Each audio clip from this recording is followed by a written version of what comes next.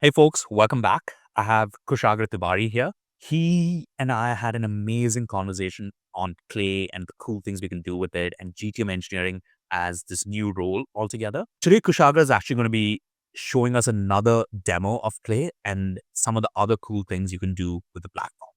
Over to you, Kushagra. Thanks, Rohit. Thanks for that intro.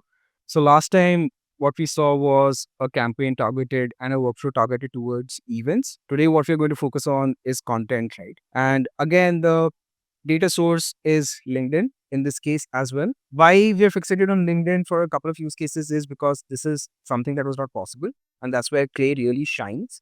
You had already access to something like Apollo or Sales Navigator to use it for your workflows. But now data sources like LinkedIn posts, LinkedIn engagements, or website data is becoming useful, right? Because you can use LLMs to make sense of all of this data and actually build workflows that use this data in Clay. So today's use case, essentially what we're going to cover is how to make most of your LinkedIn engagements, right? The idea is that as a B2B SaaS company, there is no way that you cannot have a LinkedIn presence.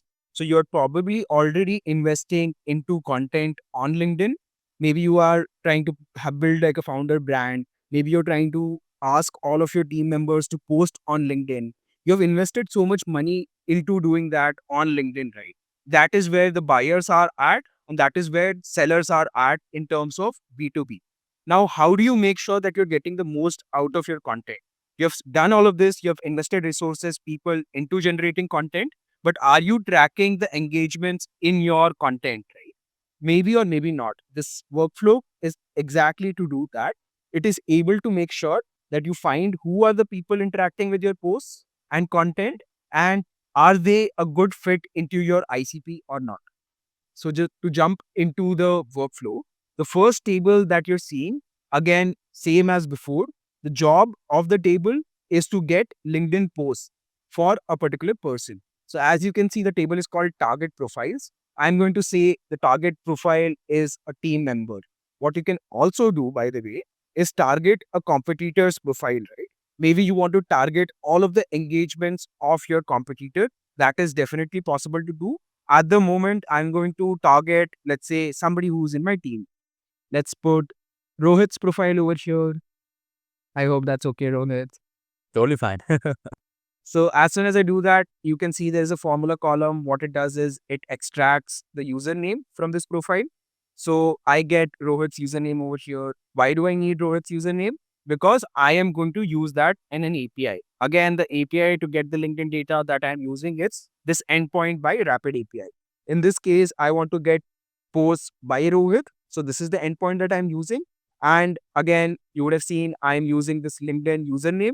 So that's what this formula column is supposed to do. Extract the username from Rohit's profile so that I can use that in an API call to get the LinkedIn posts by Rohit. All good till now, Rohit? Yep, makes sense. So I click on this button and it should get me all 50 recent posts that Rohit has made. Let's look at that. It's running and we have the data now. So I have 50 of Rohit's posts. This is what Rohit has posted recently. And he has posted this 1 week ago. It has 54 likes and all of these other comments, essentially 22 comments. You have all of this data now present as a response. You can do this for multiple people, right? Maybe you want to get more of Rohit's post, but most of the times what happens is 50 posts is essentially 3 months worth of content for most people because Rohit might be more active on LinkedIn, but a lot of people, most of the people are not. And in one single API request, you can get 50 posts, which means you have all the recent posts that you want to get for a person. And that should work out in most cases.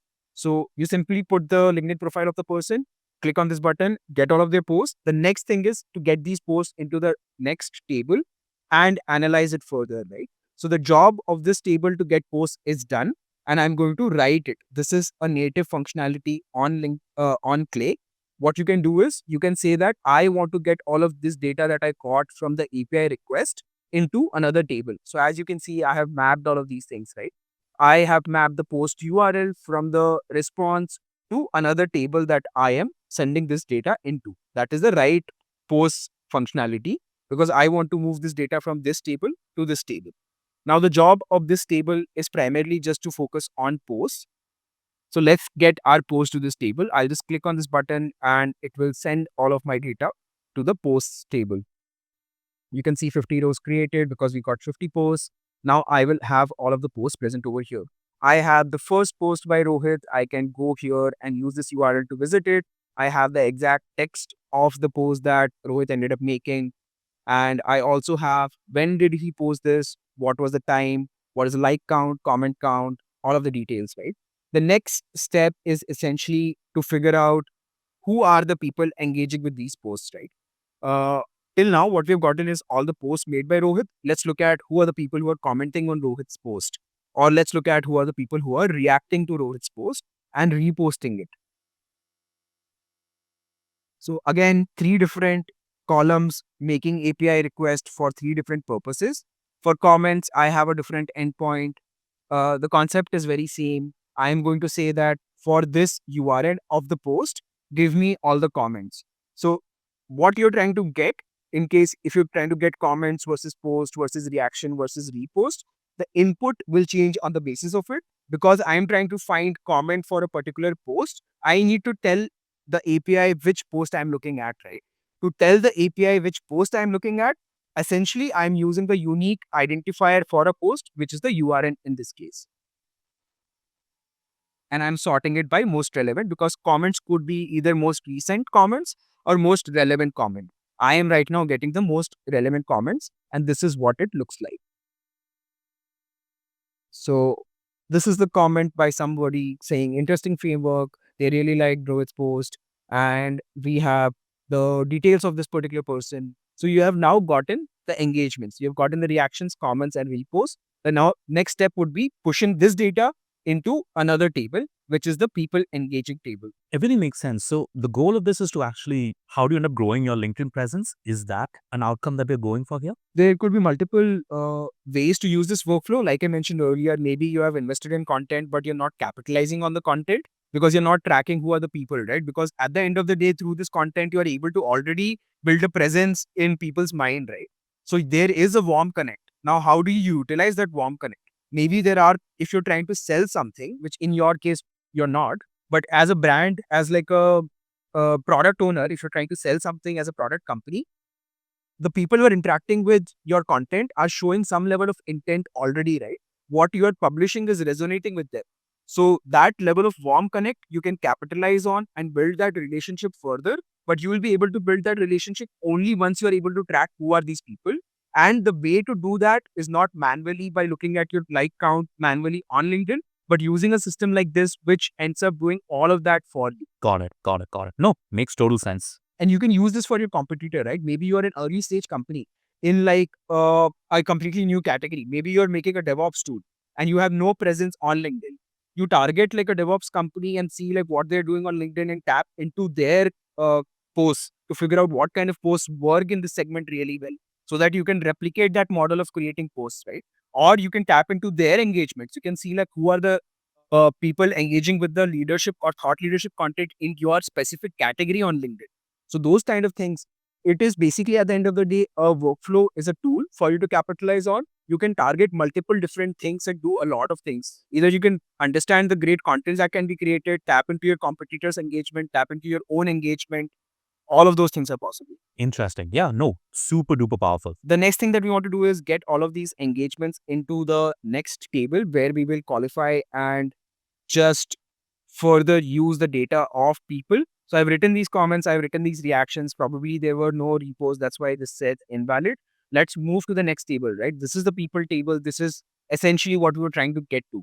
So as you can see, I have the engagement type over here. Again, this is based on a formula that I have written to utilize the data that I'm getting from the API. So I've said like, if there is like this particular detail, it is a comment. If there is this particular detail, it is a repost.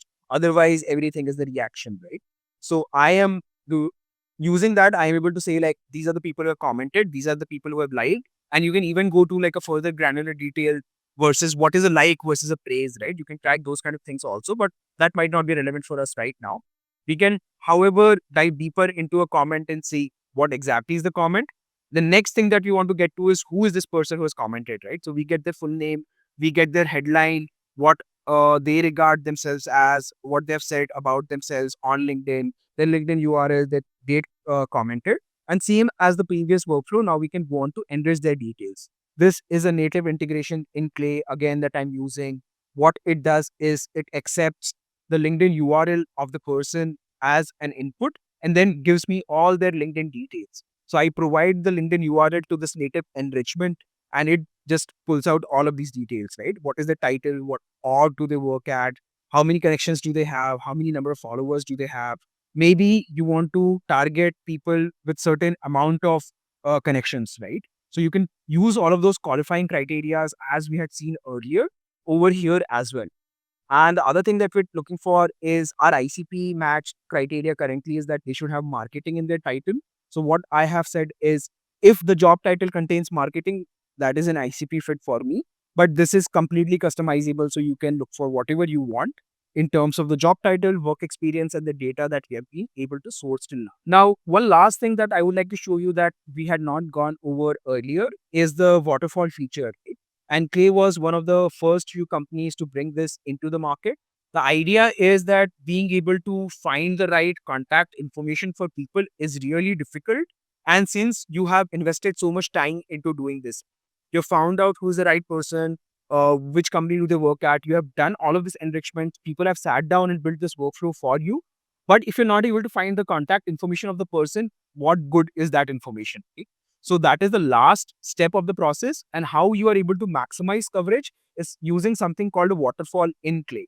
What waterfall does is because Clay has so many data sources inside it, I think more than 100 data sources now, it is able to look at one data source at a time and say that if email is found in this data source, then well and good. If not, move and look at the other data source. So using all of the multiple data sources available in Clay, you are able to maximize your coverage of finding the contact information. What that results in is essentially it guarantees that if there is an email, you will find it. If there is a phone number, you will find it. And if you're not able to find it here, you won't find it anywhere else, is the idea. Yeah, makes total sense. In the waterfall, I have two things. So I'm just looking at two data providers. You can have n number of providers. This is how you set up a waterfall column. I've said that look at find the data provider to find email and then lead magic. But I also have so many other options, right? I have drop contact. I have full enrich. So many of these options are there. You can use all of these providers in a step-by-step mechanism to build a waterfall. And you can also choose a validation provider, right? A validation provider is also important because even if you're able to find email, a lot of times that email is essentially to put you into the spam folder. So you need to ensure that you're looking at a valid email address and you're not sending out emails to people that you do not want to receive your emails, right? So that's where email validation is really important. But without going into that too much, let's run the waterfall rows and you will see how we're able to get the emails for different cases. But yeah, as you can see, emails have started already coming out. Some of these have not worked out because clearly we have not enriched the details that are required. So let's focus on like the initial three. You can see like in this case, we've already found an email. But the idea is as long as you have the input details and all of your rows have run over here, you should be able to find the right kind of emails present over here. Does that make sense, Rohit? No, this makes a lot of sense. The immediate use case I see for this is we invest a lot in thought leadership posts from key leaders in the company, like my co-founder and CEO Shank, our CEO, so on and so forth. Figuring out who's actually engaging with their posts and using that to leverage outbound, that seems kind of interesting over there. That's one of the things I guess you are talking about as well. So really, really cool. It's kind of bridging the gap between marketing and sales over here is what I would say. Yeah. The term that is going around for workflows like this, and actually something like this is only possible because what the term that we were talking about earlier in our conversation is GTM engineering, right? This is an example of that. What you're doing is there is some level of interest that you're capitalizing on. And the term that is used for this is inbound led outbound, right? I don't know whether I'm a fan of that term or not, but that's the idea. Like either de-anonymizing your website traffic or using your engagements to build connections. That all of that is like basically inbound led outbound. You know they have shown some level of interest and you're reaching out to them and capitalizing on. Cool, Katie. Thank you so much. This was actually fantastic. I love the demo, and I'm sure the audience did as well. So thank you so much for your time here. Thanks, Rohit. Thanks for having me.